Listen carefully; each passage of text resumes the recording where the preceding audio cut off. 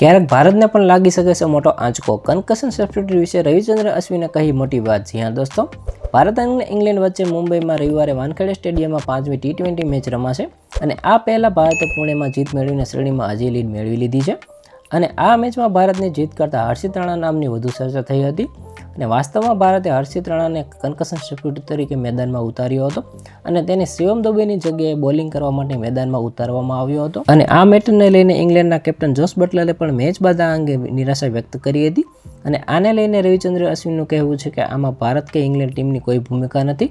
જો તમારી ટીમમાં કોઈ ન હોય તો તમે કહી શક્યા હોત કે હર્ષિત રાણા થોડી બેટિંગ કરી શકે છે અને શિવમ દુબે થોડી બોલિંગ કરી શકે છે. તેથી જ અમે તેને લાવ્યા છીએ. લાઇક ફોર લાઇક રિપ્લેસમેન્ટ રમણદીપસિંહ બહાર બેઠો હતો.